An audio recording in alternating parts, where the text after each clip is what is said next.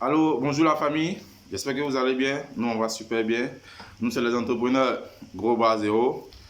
On essaie d'aider et motiver tous les jeunes qui veulent se lancer dans l'entrepreneuriat. Mais ce matin, j'ai une expérience d'un ami, d'une connaissance à partager avec vous. Et puis, vous allez me dire que dans le cas de cette expérience que je vais vous faire. J'ai un ami qui aujourd'hui est un peu sous queue. Et il s'appelle Daniel. Il a 4 amis d'enfance avec qui il a fréquenté, qui régulièrement viennent le voir pour compléter les fins du mois. Daniel, le loyer, vraiment, madame et autres. Il y a 2 qui sont chômeurs. Il y a un qui est fonctionnaire, il y a un qui est salarié dans une boîte de la place.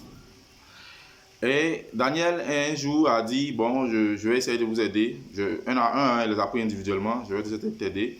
Je te propose 2 millions. Vraiment, essaie de voir ce que tu peux faire pour ne plus être dans le besoin à venir. Le premier, le chômeur, un des chômeurs, a dit qu'il va passer concours. Donc, il va passer CAFOP, police, gendarmerie, police là même, sous-officier, il va passer ENA, garde pénitentiaire, eaux et forêt. En tout cas, il va passer tous les concours. Et puis, son parent a une relation côté eau et forêt là. Il va essayer de mettre un peu de jetons là-bas pour passer le concours. Ok, d'accord. Le second, lui, il rêve il y a longtemps, depuis quand même un moment, en tout cas, il rêve toujours dans la bengue. Donc lui, il a décidé de payer le circuit Côte d'Ivoire, Mali, Libye, traverser pour aller en bengue.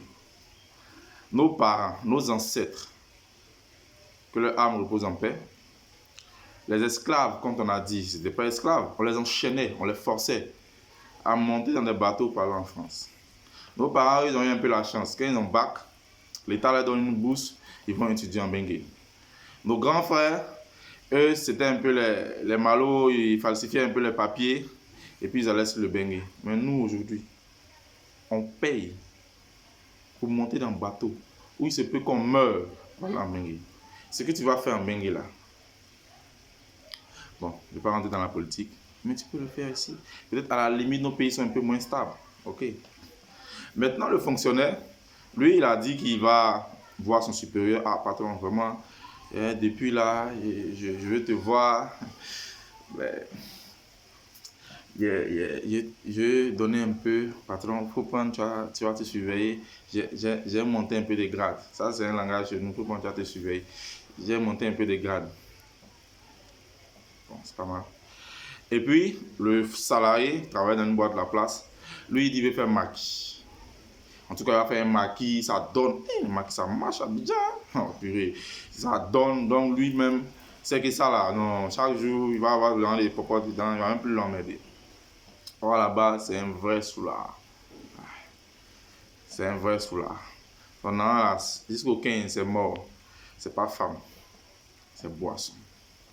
Donc lui, en tout cas, il veut se lancer dans ce qu'il aime. Très bien. Et après, cet ami-là qui était salarié, je vous raconte son histoire après, qui est devenu aujourd'hui un entrepreneur qui a quand même assez bien réussi, qui fait son bout de chemin, qui a quand même assez bien réussi. Un jour, dans une discussion, on en parlait. Et puis, on s'est rendu compte qu'en fait, c'est un état d'esprit.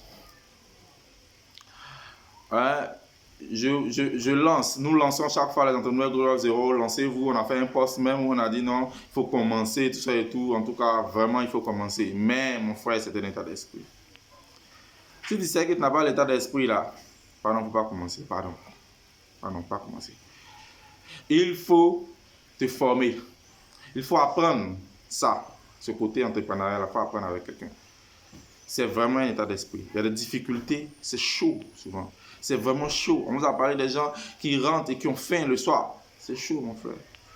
Mais on s'est rendu compte que c'est vraiment un état d'esprit parce qu'à l'école, on nous apprend à des manœuvres éternelles. Attends, quelqu'un qui est salarié toute sa vie.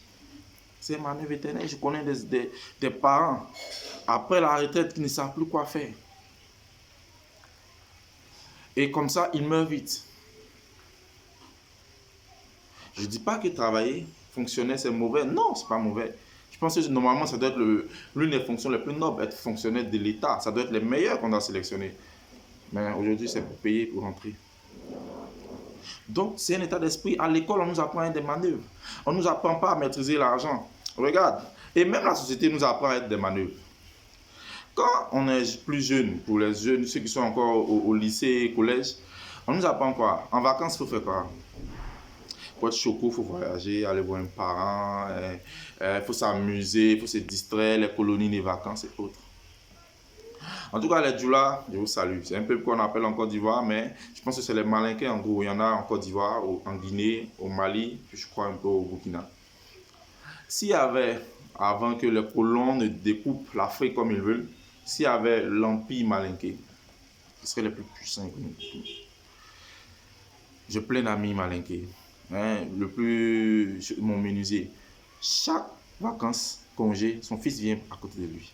Nous, on a fait beaucoup le nord de la Côte d'Ivoire. Chaque vacances, le mécanicien, il va à l'école, hein, il vient.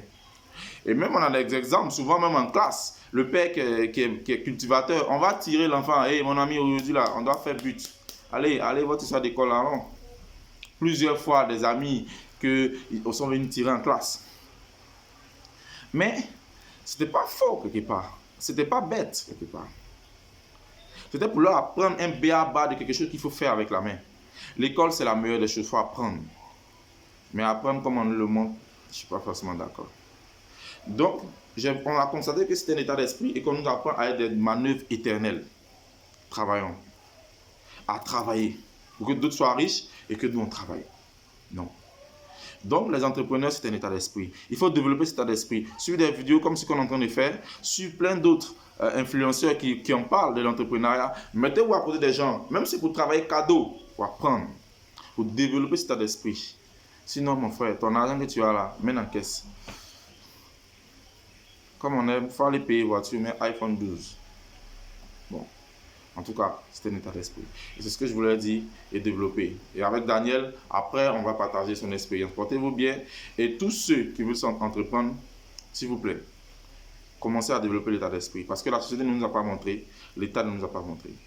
Portez-vous bien. Bye.